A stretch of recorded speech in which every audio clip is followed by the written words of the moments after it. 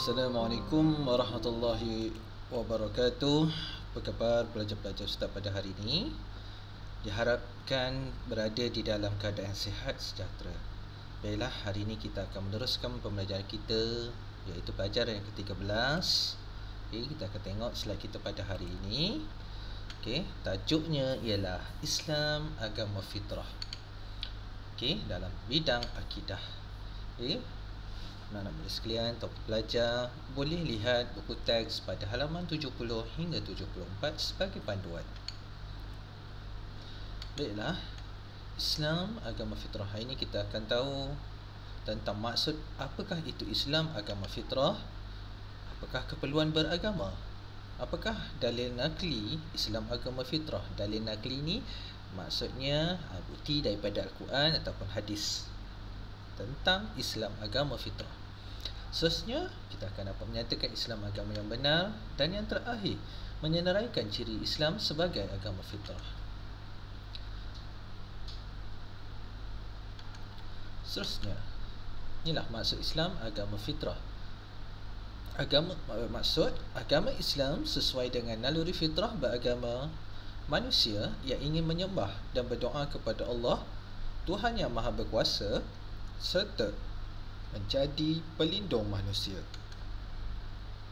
Setiap bayi yang lahir berada dalam keadaan fitrah, iaitu mengakui kebenaran tauhid, tetapi akhirnya berubah kepada agama lain kerana suasana pembesaran dan didikan ibu bapa mereka.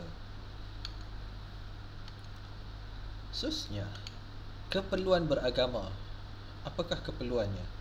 Fitrah kejadian manusia mengakui keperluan beragama. Yang pertama, ni sebab dia untuk membantu manusia ketahui tentang hakikat alam ini. Bagaimana alam ini terjadi? Kerana akal kita dan panca indera manusia kita ni terbatas. Okey, ada benda yang kita boleh nampak, ada benda yang kita tak nampak. Itu sebab kita perlunya agama untuk mengetahui tentang hakikat bagaimana alam ini wujud. Bagaimana penciptaan langit, bagaimana penciptaan sungai, hujan, matahari dan lain-lain. Yang kedua, untuk membantu manusia mengenali hakikat penciptaan. Apakah kehidupannya dia ni? Dia hidup ni untuk apa? Itu sebab perlunya agama dan tujuan kehidupannya.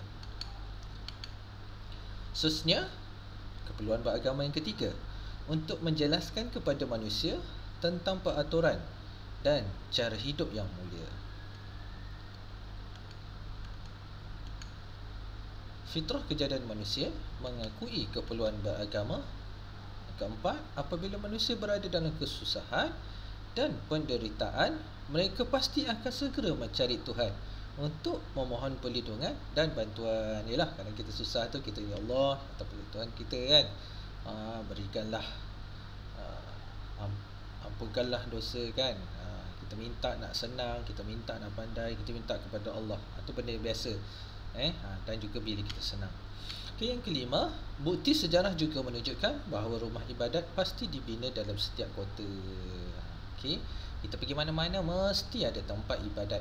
Itu sebablah kenapa kita ada fitrah seperti begini. Seterusnya, Allah Tuhan yang sebenar. Tiada Tuhan selain Allah Subhanahu Taala yang mencipta dan mentadbir seluruh alam ini. Semangat dan berhala. Semangat ni maksudnya macam benda-benda yang tahyul lah. Dan berhala hanya rekaan manusia semata-mata.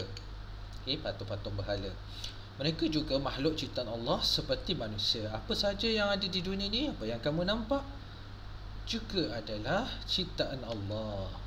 Jadi kita bersyukurlah kepada Allah kerana kita mengenali Tuhan yang sebenar. Hanya Islam agama yang benar dan sesuai dengan fitrah. Allah mencipta semua makhluk, maka Allah tahu perkara yang baik dan buruk yang diperlukan oleh manusia. Allah tahu. Jadi dia ciptakan, jadi dia tahu mana yang baik dan yang buruk yang mana kita perlukan. Yang pertama, Allah melarang kita berzina. Berzina ni antara sama jantina ataupun berlainan jantina.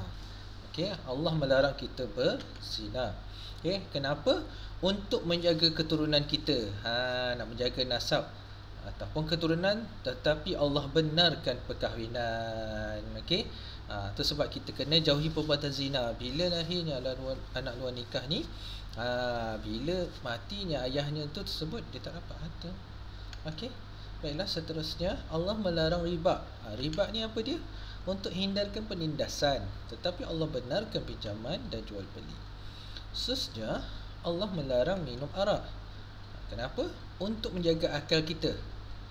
Bila minum arak ni akan menyebabkan akal tidak berada dalam keadaan yang baik.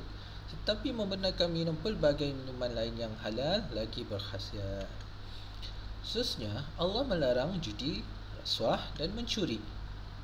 Macam-macam lah jenis judi yang ada di dunia sekarang ni. Okay? Kita hendaklah jauhi. Kenapa?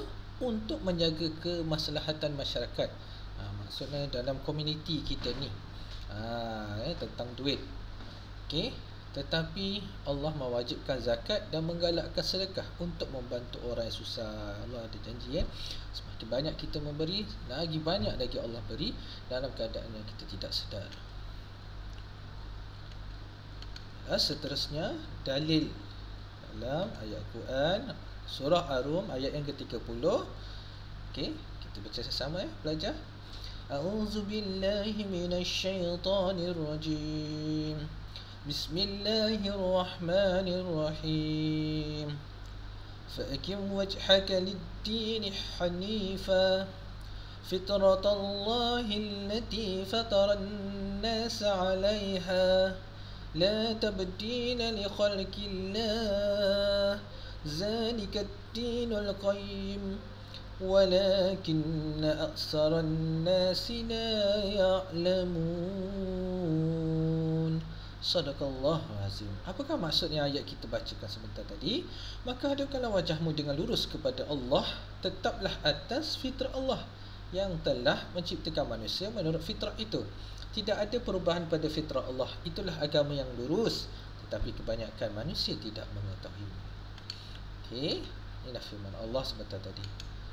Okey, agama yang benar dan diredai Allah iaitu Islam, yang mana ianya sangat sesuai untuk diamalkan oleh semua bangsa, semua tempat dan juga zaman.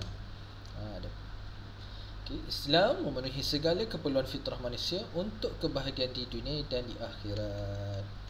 Baiklah, kita pergi kepada seterusnya. Apakah ciri-ciri Islam agama fitrah ini ya? Okey, kita lihat, iaitu Rabbaniyah, ketuhanan, agama yang bersumberkan wahyu Allah, iaitu daripada Al-Quran dan hadis. Okey, kamu buka aja, ada banyak cerita tentang Islam agama fitrah ini.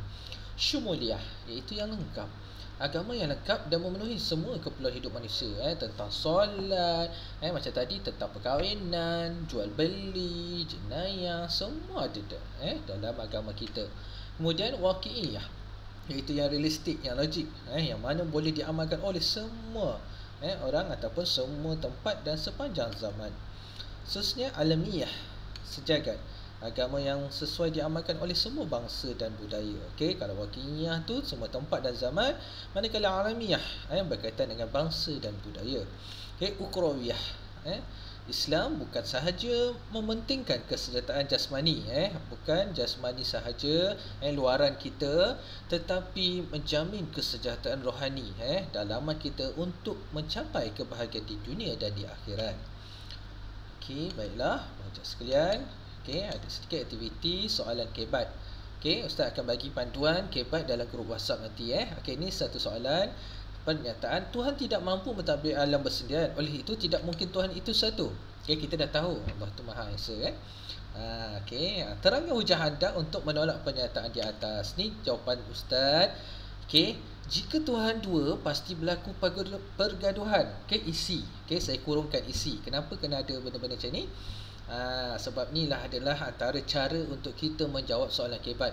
Okey, kerana tidak bersefahaman pendapat. Yalah, ada banyak Tuhan, kan? Jadi mereka akan bergaduh. Okey, isi kita huraikan pergaduhan. Sebab apa dia bergaduh? Sebab tidak ada bersefahaman pendapat. Kesannya, kesan ni huraian lebih lengkap. Apakah yang akan terjadi daripada isi kita tadi, dan isi daripada huraian lengkap. Kesannya kucak-kacir dunia ini. Okey, oleh itu kita hendaklah yakin bahawa Allah itu esa. Esa tu yang satu. Agar hidup sentiasa diberkati Allah. Ada cara-cara dia untuk jawab soalan kebat ni, nanti ustaz kongsikan di dalam grup WhatsApp grup sekolah kita. Okey, sebelum tu saya nak kamu cuba jawab soalan ni, boleh? Okey, saya nak lihat nanti Okey, baiklah.